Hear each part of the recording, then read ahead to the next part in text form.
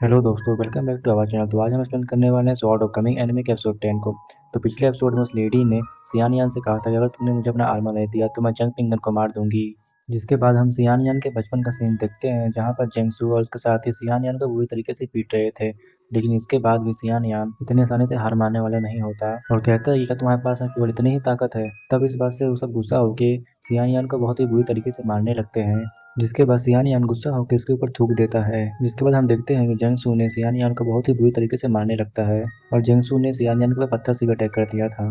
जिसके बाद हम देखते हैं कि तभी जेंग फिंगर भी वहाँ पे आ जाता है और वो जोर जोर से आवाज लगा के बहुत सारे लोगों को वहाँ बुला लेता है, जिसके कारण जेंगसू ने सियान यान को छोड़ दिया था। जिसके बाद जेंग फिंगर सियान यान के पास आकर पूछता है क्या तुम ठीक हो। जिसके बाद हम देखते हैं कि सियान यान तो जेंग फिंगर के ऊपर ही गुस्सा हो गया था। जिसके बाद सियान यान गुस्से में आकर चंगपिंगे के ऊपर ही अटैक कर देता है। जिसके बाद वो उससे कहता है अगर तुमने लोगों को बुलाया नहीं होता तो मैंने वो जेंसू के बच्चे को देख लिया होता। जिसके बाद सियान यान ने चंगपिंगे के ऊपर अटैक कर दिया था और ये दोनों झगड़ा करने लगते हैं। जिसके बाद हम देखते हैं कि चंगपिंगे ने भी सियान यान के ऊपर अटैक कर दिया था और फिर कुछ देर के बाद वो दोनों यहाँ से चले जाते हैं। जिसके बाद हम अगले सीन में देखते हैं कि सियान यान चंगपिंगर के आने का वेट कर रहा होता है और जैसे ही चंगपिंगर वहाँ पे आता है उसके ऊपर अटैक कर देता है। और फिर हम अगले दिन देखते हैं कि सियान यान चंगपिंगर का वेट कर रहा था, जहाँ पर कुछ बच्चे जयपिंकर को परेशान कर रहे होते हैं। फिर वो बच्चे जयपिंकर के ऊपर पत्थर मारने लगते हैं, जिसके देखकर सियानियन भी इस बात से गुस्सा होने लगता है और वो उसे बचाने के लिए आगे आ जाता है और सियानियन उन बच्चों को भगा देता है। लेकिन फिर उसके बाद से सियानियन और जयपिंकर दोस्त बन जाते हैं। जिसके बाद हम देखते हैं कि सियानियन के हाथ में चोट लगी हुई होती है। बाद जयपिंकर सियानियन को एक हग देता है। इसके बाद हम देखते हैं सियानियन यहाँ से जाने लगा था, तभी वहाँ पर जेम्स और उसके साथी सियानियन का पीछा करने लगते हैं और फिर वो दोनों अपनी जान बचाने के लिए यहाँ से भागने लगते हैं। और फिर वो दोनों धीरे-धीरे बहुत अच्छे दोस्त बन जाते हैं और फिर वो दोनों एक साथ में रहने लगते हैं, जहाँ पर कि वो दोनों साथ में मछली पकड़ रहे होते हैं। और फिर हम देखते हैं कि सियान एक स्नेक के ऊपर निशाना लगा रहा था।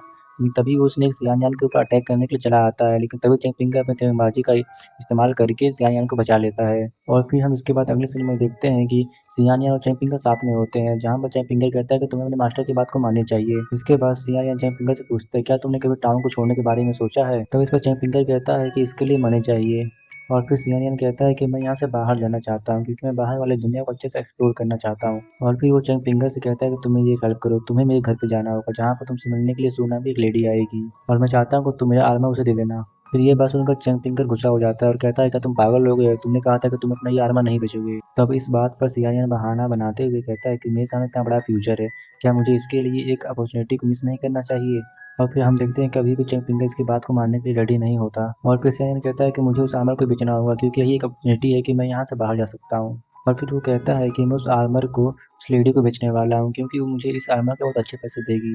लेकिन हम देखते हैं कि चंग फिंगर उसकी कोई बात को नहीं सुना होता है, जब जिनसू उससे कहता है कि मैं अपने आर्मर को बेच रहा हूँ, ना कि तुम्हारे वाइफ को बेच रहा हूँ। और फिर हम अगले सीन में देखते हैं कि चंग फिंगर निंग से मिलने के लिए आ गया था, जहाँ पर वो निंग को कुछ मनी देते हुए कहता है कि तुम इसे अपने पास में रख लो और मैं चाहता हूँ कि तुम सियान को प्रोटेक्ट करो।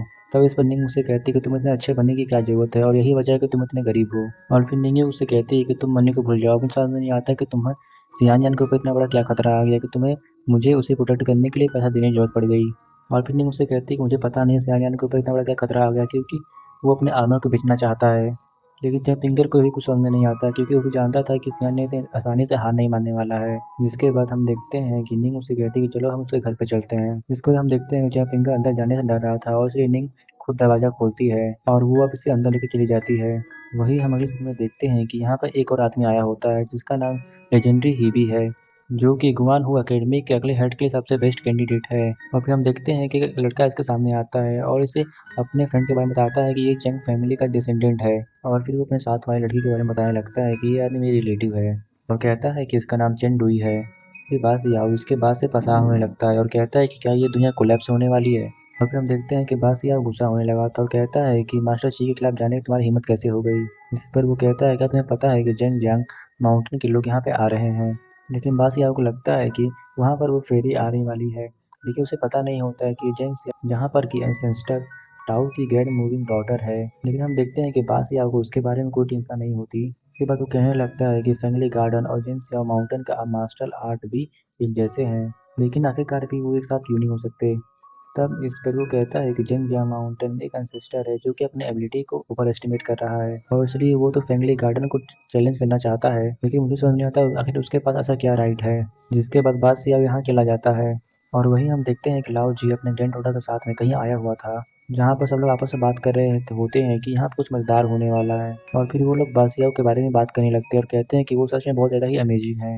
लेकिन वो उसी साथ में जिंगजियांग माउंटेन वालों का मजाक उड़ाने लगते हैं और वो कहने लगते हैं कि सियान यान ने स्वॉर्ड स्क्रिप्चर को फ्रेंडली गार्डन को बेच दिया। इसके बारे में सुनते ही लाओजी गुस्से में अटैक करने लगता है, लेकिन इसके बाद में वो आदमी भी लाओजी के ऊपर अटैक करने लगता है, लेकिन लाओजी ने बहुत आसानी से इसे जान से मार दिया था। लाओजी को देखकर सब यहाँ से भागने लगते हैं और लाओजी ने उसमें एक आदमी को पकड़ के पूछता है कि क्या सियान यान ने अपने स्वॉर्ड स्क्रिप्चर को बेच दिया। और वहीं हम देखते हैं कि जेंग सू सू के साथ में सियान यान के घर पे आ गया था, जहाँ पर वो कहता है कि मुझे पता है कि मास्टर रुआन की वजह से सियान यान यहाँ पे नहीं आएगा, इसलिए तुम्हें और इसीलिए उसने तुम्हें यहाँ पर जरूर बताया होगा कि तुम्हें यहाँ पे क्या करना है। और इसके बाद जेंग सू मनी वाला बैग दिखाता है, जिसके बाद चेंग पिंग गेट को खोल देता है। जिसके बाद हम देखते हैं कि सू भी अंदर आ गई थी। देखते हैं कि वो लड़की सियान यान के बारे में सोच के परेशान हो गई थी। तो इस तरह मास्टर रुआन कहते हैं जब तक वो रूल को फॉलो करेगा और बीच को क्रॉस नहीं करेगा तब तक मैं उसे प्रोटेक्ट करूंगा। और वहीं हम उधर देखते हैं कि सियान यान पिंगर के आने का वेट कर रहा था, लेकिन तभी वहाँ पे सू की लड़की आ जाती है और वो कहती है कि लाओजी को पता चल गया है कि तुम्हें स्वॉर्ड स्क्रिप्चर को बेच दिया है, जिसके बारे में सुनकर वो गुस्सा होकर तुम्हारे घर की तरफ जाने लगा है। ये सुनकर चैंपिंगर को काफी चिंता होने लगती है, इसे समझ नहीं आता कि आखिरकार वो करे क्या। और फिर सू ने आर्मर को ले लिया था और फिर वो वहाँ से जाने की रेडी हो गई थी। जिसके बाद चैंग पिंगर उसका रास्ता रोक लेता है और कहता है कि सियान यान और तुम्हारे बीच में एग्रीमेंट हुआ है, इसलिए कोई भी अब उसका रास्ता नहीं रोकेगा। फिर हम देखते हैं कि सू उसके बारे में बिना कुछ कहे यहाँ से जाने लगती है और कहती है कि सियान यान तो सच में तुम्हें अपना दोस्त मांगता है। तो वहीं हम देखते हैं कि सियान यान भागते हुए अपने घर की तरफ आने लगता है, लेकिन तभी हम देखते हैं कि सियान यान का डॉगी भागते हुए चैंपिंगर के पास आ जाता है। तब चैंपिंगर को लगता है कि जरूर कुछ गड़बड़ है। फिर से देखते हुए सू कहती है कि ये तो बैटल का चांस है, इसलिए इस बैटल में लाइफ और डेथ की कोई गारंटी नहीं होती है। हम देखते हैं कि चैंग पिंगर सियान यान को ढूंढने के लिए जाने लगता है, जबकि जबकि सियान यान चैंग पिंगर को खोजते हुए आने लगता है। लेकिन तभी हम देखते हैं कि लाओ जी ने सामने से आगे से घेर लिया था, इसीलिए सियान यान यहाँ बहुत ही बुरी तरीके से फंस जाता है और पूछने लगता है कि तुमने चैंग पिंगर के साथ में क्या किया।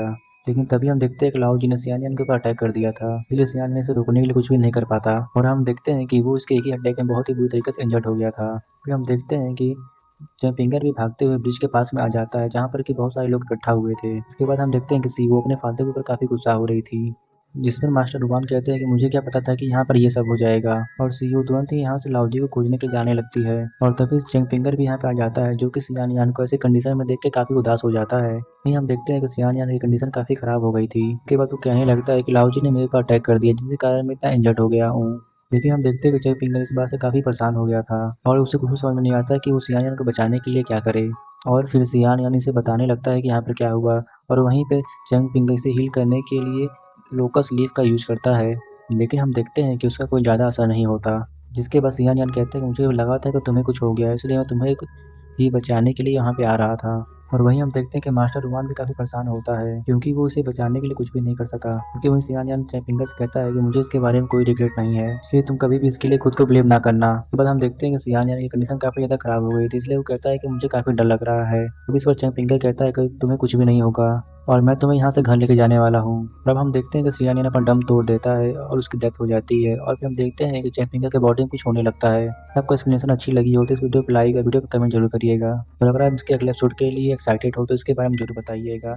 Thank you for watching my videos.